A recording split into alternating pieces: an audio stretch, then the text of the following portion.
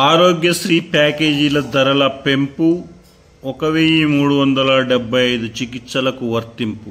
కొత్తగా మరో 163 వ్యాధులకు పథకం విస్తరణ. సామాన్యులకు మెరుగైన సేవలు అందించేందుకే మంత్రి రాజనరసింహ.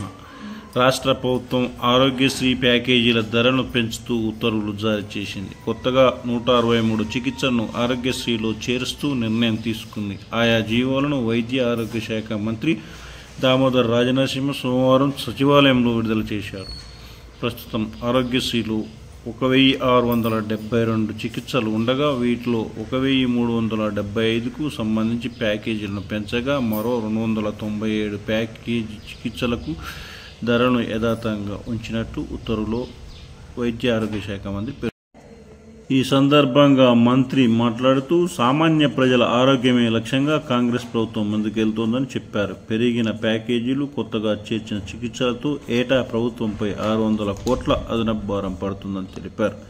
11 ఏళ్ల తర్వాత మళ్లీ కాంగ్రెస్ ప్రభుత్వమే పెంచింది. 2013లో ఉమ్మడి రాష్ట్రంలో అప్పటి కాంగ్రెస్ ప్రభుత్వం నిర్ణయించిన ప్యాకేజీ ధరలే ఇప్పటి వరకు అమలయ్యాయని, 11 ఏళ్ల తర్వాత మళ్లీ కాంగ్రెస్ ప్రభుత్వమే పెంచిందని మంత్రి దామోదర్ రాజనరసింహ తెలిపారు.